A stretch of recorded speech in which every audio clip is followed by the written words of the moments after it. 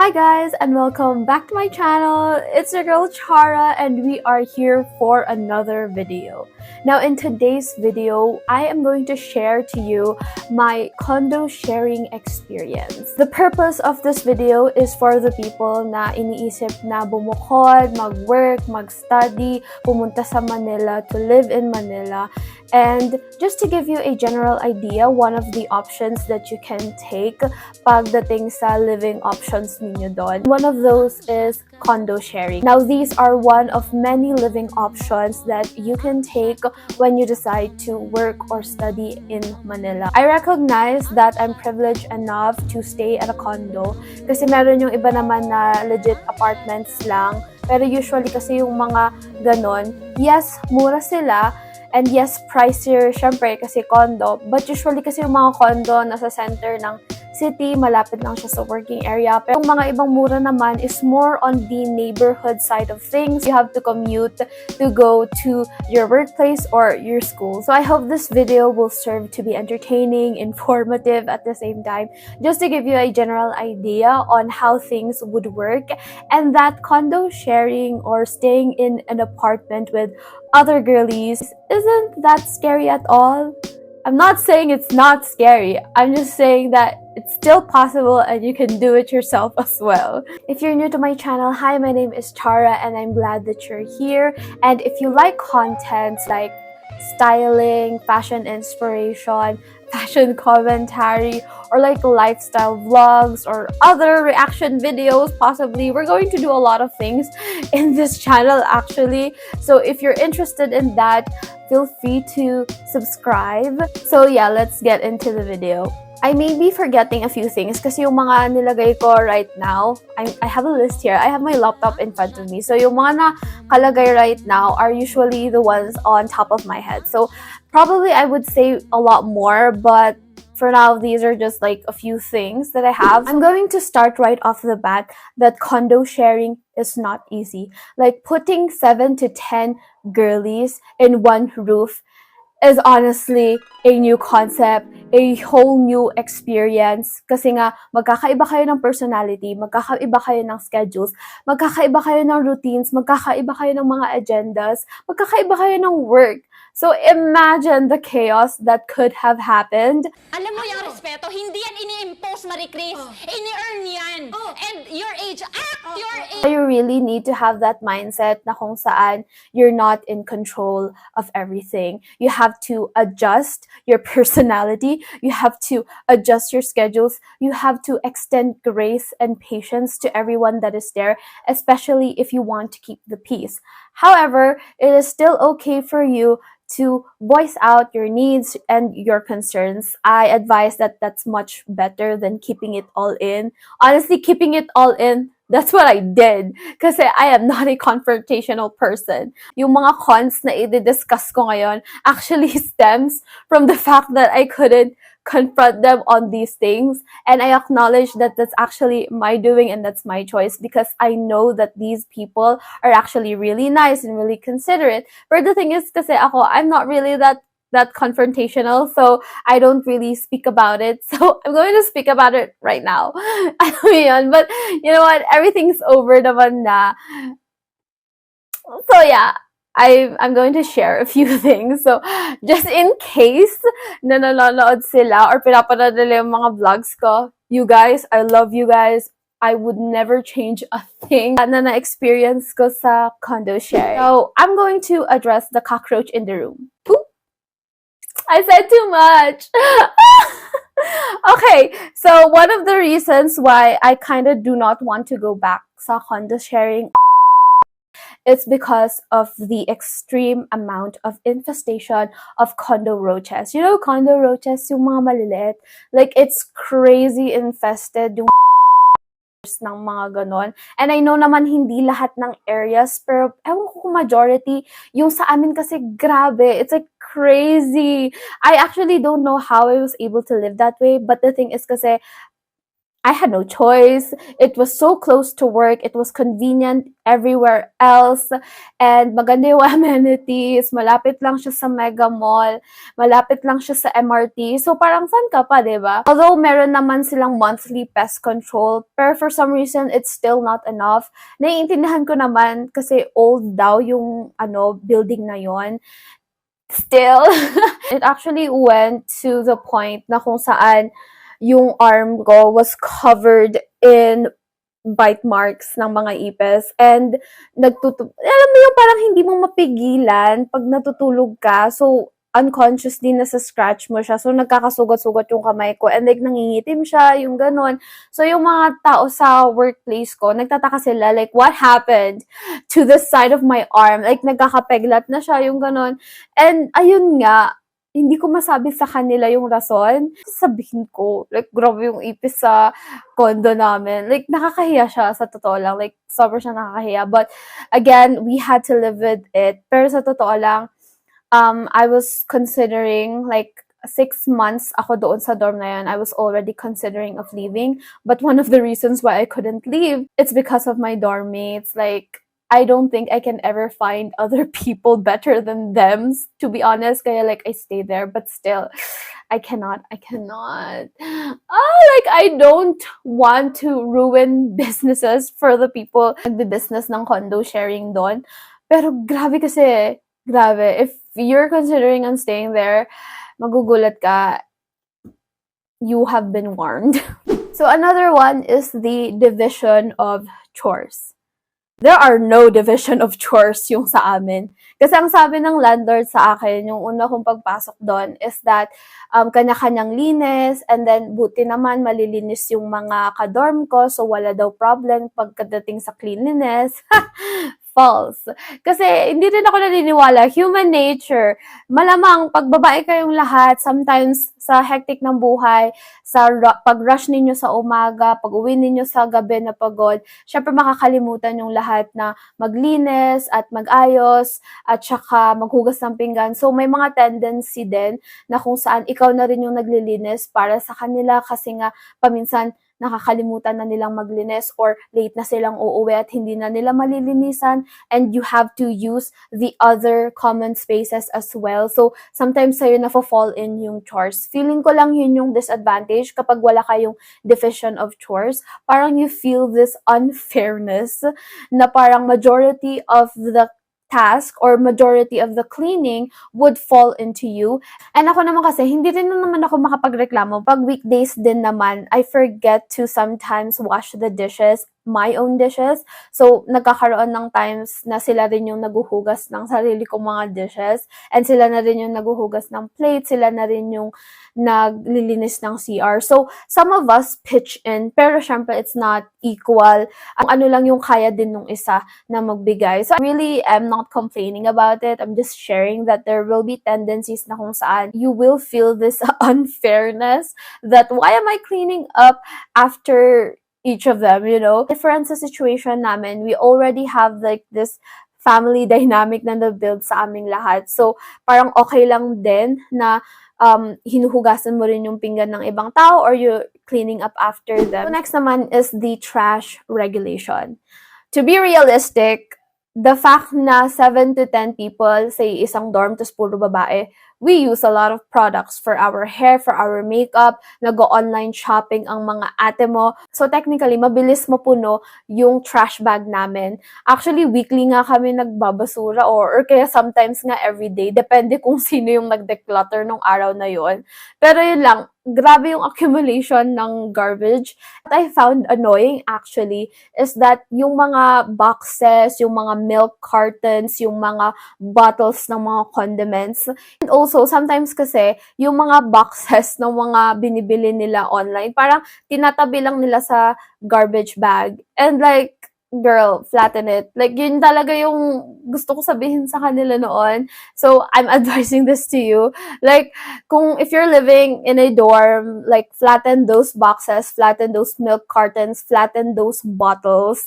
Yun, para naman hindi agad mapuno yung garbage bag ninyo. This next one naman, I am not proud of it. I know that everyone's not proud of this, is the amount of food that is wasted. Now, since mag-isa ka lang na nagmamarket para sa sarili mo, sometimes miscalculate mo na ang dami mo palang binili for like 2 weeks and then hindi mo rin pala mako-consume lahat yon within 2 weeks. So, ang nangyayari, past the expiration date na, nabulok na yung mga vegetable. Kasi nga kapag pagod ka sa work or nagra-rush ka, sometimes nakakalimutan mo na may food ka pa pala sa dorm ninyo. At the same time, ayaw mo nang magluto kasi nga pagod ka. So, magte-take out ka na lang, bibili ka na lang sa convenience store. And then, pag uwi mo, ang dami pa palang food na meron pero busog ka naman na. So, wala na. So, hindi mo na siya makakain. And sometimes, past the expiration date na. So, it's better to be safe. Kaya itatapon mo na lang lahat. I wanted to make a meal plan just to make sure that mabilis lahat yung pag-prepare ko. At it's harder than it seems. Kaya parang, I still have to master that. Other thing that's exhausting pagdating sa condo sharing is you're always cleaning. I feel like that's the only thing that you can do din kasi after a long day or during the weekends is to clean your space. Kasi nga, small lang yung space ninyo and usually, pag condo sharing, you only have the bed. The bed or your bed is the only space that you have for yourself. Kaya, usually yung mga kalat mo, dun lang na-accumulate. And so, pag weekends, you have to clean it up. Like, yun lang yung palagi kong ginagawa during weekends is naglilinis. Kasi nga, during weekdays, puro work ka na lang. So, pagdating ng weekends, you do chores. Palagi ka naglilinis kasi no one's going to do it for you. Kaya sometimes like, na-miss ko yung pag nagsistay ka in your parents' house and your mom does the laundry for you or kaya may cooked food na. Alam mo yung mga moments like that, like sobrang nakakamiss yung mga ganon. Mas ma-appreciate mo yung iniwan mo pag ganon kasi. Actually, explain this sa Manila culture shocks ko is the lower bunk is more expensive than the upper bunk. The gist is, I don't find it justifiable. The people at the lower bunk will pay more because of the under bed space that they get. And it doesn't actually change the fact that you're still going to live with each other. You're still going to have the same struggles living together in a small space. And that in a lower bunk, it's not really that much of a privilege, if you ask me. It's still a culture shock to me. It's still a really new concept to me. Yung basehan ng pagbayad ng space ninyo is which bed you're sleeping in. That's the gist. The last con on top of mind are the dormmate disputes. Although we did not experience much dormmate drama, now I'm saying this because I want you to keep in mind that when you're sharing in a dorm, you have to accept the fact that you are not in control of everything. Okay? Dormmate disputes example could be your alarm clock. Isa na ako doon. Nag-alarm clock ako ng 3 a.m. pero tulog mantika ako. So, hindi ako nagigising sa alarm clock ko. So, it came into a point na kung saan yung isa sa ka-dorm namin, ginising ako para doon sa alarm clock ko. Inconvenient yung alarm clock ko. So, 3 a.m. yung alarm clock ko. So, I turned it off. Never talaga ako nagigising sa 3 a.m. Another possible dormmate dispute is yung ingay. Ako na naman to, maingay ako. So, yung nagkwekwentuhan kami ng isa kong ka-dormmate, hindi namin alam na may natutulog pala sa kwarto. So, like, tawanan kami, sigawan kami, ang dami namin pinag-uusapan, ganyan, ganito. And then, bigla namin siyang nagising. And I know she's really nice. Actually, like, naka-close na namin siya during that time. I know she's really nice. Pero nagulat lang kami na ang frown nung face niya. Alam mo yon. So, doon namin nalaman na, ay, shucks, okay, we woke her up. We're so sorry. And the fact na sa hotel management siya, so, galing siguro siya night duty that time. So, like, we really felt bad about it. Another examples with the noise is that kapag yung isa is malakas yung TikTok and hindi makatulog yung iba. And another thing is that when it comes sa pagpatay ng ilaw, may iba kaming ka-dormmates na kung saan hindi sila makatulog kapag may ilaw. So, ang ginawa nila, sila yung nag-adjust. We love you guys. Sila yung nag-adjust. Bumili sila ng eye mask para makatulog sila. Meron din kasi yung time, although wala na ako dito sa dorm na to, but I went back to Manila to finish a few things. And bago lang kasi yung dorm mate na yon. And inopen ko yung, naka-close yung ilaw pagpasok ko, pero mga 7 p.m. pa kasi nun. So, hindi pa ganun ka-late at night. So, binuksan ko yung ilaw, nakaupo lang ako dun sa bed, I was like scrolling, I was replying with messages, and then biglang, sinabi na lang sa akin, is that, pwede bang pakipatay na yung ilaw? Oh, girl. And I was like, pwede naman po. Pero the thing is kasi, ako yung magpapatay ng ilaw, pero stay ako sa upper bunk. So, like, delikado yun sa part ko. And, gusto kong intindihin na yes, pagod siya. Maybe she's having a bad day. But the thing is, parang yun rin yung isa ko na-realize na I hope if you're staying in a condo together is that you have to accept the fact that you are not in control of a lot of things and that you have to extend your grace. Now let's move on to the pros, which of course are my girlies. Like, I'm super thankful because the reason why I had such a great experience sa Manila, it's because of my dorm mates. I'm very thankful that despite of the short amount of preparation that I had from going to Baguio to Manila, is that the Lord has put me in a dorm na kung saan we're all working together. Like, we're all clicking together, girlies. And I know it's a different situation sa mga iba na kung saan paminsan hindi pa nga sila nagpapansinan. Hindi na nila kinikilala yung isa't isa kasi nga short term lang naman, ganyan-ganito. But I'm just really thankful na kahit short term yung mga iba naming naging dorm mates is that they're still super nice and that they still wanted to get to know us. We still wanted to get to know them. And we really had this unique bond sa isa't isa. It's just really nice to experience that kind of girlhood na hindi ko talaga ina-expect. Kasi I really had a mindset na kapag pupunta ako sa Manila and makikipag-condo sharing ako, I was already expecting na I'm not going to be friends with everyone and everyone is not going to like me. Now, it's good to have that type of mindset, but it's also good to allow yourself to be friends with everyone, especially if they're the one who's letting their guard down. And yun yung nangyari. They invited me sa pool. I went there, pero hindi naman ako nag-swimming, but still, it was a start of a blooming friendship. Parang my dorm mates are one of the many cherries on top of why I really enjoyed my experience sa Manila, because they provided me this sense of family na kung saan kami-kami yung nagdadamayan. Although you have this sense of independence, you're not necessarily alone.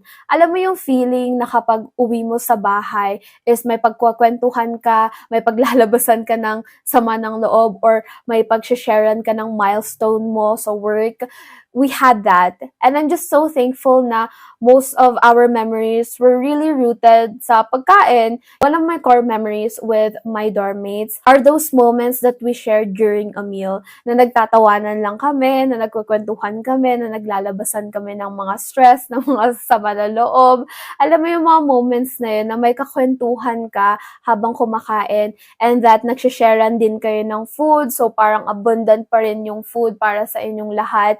And I'm just really thankful that they're really caring, they're really generous as well. And isa rin, we give fashion advice to each other. Let's say, may date yung isa, and bibigyan namin siya ng advice, papahiraman namin siya ng shoes, papahiraman namin siya ng purse, and yung sa amin naman is that nagtutulungan din sila sa makeup, sa hair and makeup nila kapag may event sila na pupuntahan. And I just really love that sense of sisterhood. Honestly, pray that you'll also have that. Pray that you'll also have dorm mates. I think yun yung pinaka-importante, because the reason why we stayed so long doon sa small space na yon is because we had each other. Oh my gosh, that's so sweet. It's because we had each other. And like, pray that you'll have that type of connection as well. It may not be with everyone, but at least to some of them, or at least to one person. At least may pag-sharean ka, at least magkaroon kayo ng sense of closeness. Para naman, despite sa hirap ng buhay, parang nagtutulungan pa rin kayo sa isa't isa, not necessarily financially or physically, pero at least emotionally and mentally, nag-a-advisean kayo, alam ninyo na may alam ninyo na may makikinig sa inyo, alam ninyo na may mag-a-advise sa inyo. At least may kaibigan ka doon sa dorm mo. So, yun ang masasabi ko sa one of the pro things talaga. Pray for the people that you're going to stay with sa dorm. Another thing that I'm thankful for doon sa dorm is that the security. At least kahit pa paano may peace of mind yung parents ko na doon sa place namin may security guards na nagbabantay. Hindi kung sino-sino ang basta makakapasok. Alam niyo yun, at least you have that peace of mind as well. Pag sa luggage mo may tutulong sa'yo, pero actually sa akin walang tumulong pag ako yung nagbubuhat na mabibigat. I'm just saying. The other thing are the amenities. Yung swimming pool, we're free access to the amenities, which is the gym and the swimming pool. Yung swimming pool, akala ko talaga yung bata ako kapag meron akong swimming pool dito sa bahay is that everyday ako lumalangoy. Turns out, that's a lie because we don't have time for that. We don't have time to swim around pag andun ka sa Manila kasi nga work lang yung iisipin mo, rest lang yung iisipin mo, cleaning lang yung iisipin mo pag nasa Manila ka. Pero yeah, we have the swimming pool. It's great during summers. And then we also have the gym, which is accessible din naman siya. Pero honestly, yung treadmill lang ginagamit ko kasi the other equipments, I don't know how to use. But I'm thankful because of gym buds din yung mga iba kong ka-dorm mates, like at least 2 of them na nagja-gym, so they know how the equipment works. So masaya din if we're like going to gym together, like motivate each other, you know, get that body. Last thing that I'm grateful for is actually our landlord. Honestly, yung landlord namin is one of the reasons why we have karaoke nights. Yung landlord namin yung one of the reasons why we're able to also connect to some extent because he was one of the people who actually contributed sa mga bonding moments namin. Nililibre nila kami kapag nagka-karaoke. At the same time, he still tries his best to meet every needs that we have. So that's it for this video. Again, I believe hindi ko nasabi lahat ng mga gusto kong sabihin. Ang dami ko pang kwento na gusto kong ikwento, but at the same time, I really wanted to keep this video short. If you're considering on condo sharing, it's going to be a really unique experience and it's not that scary. You know, it's not that scary, but I advise you to pray for it, prospect as well as you can. And yun. So yeah, I hope this serves to be helpful for you in the future or right now. So let me know if you have any video requests that you want me to talk about. So again, thank you so much for watching. Don't forget to like, subscribe, and see you next time.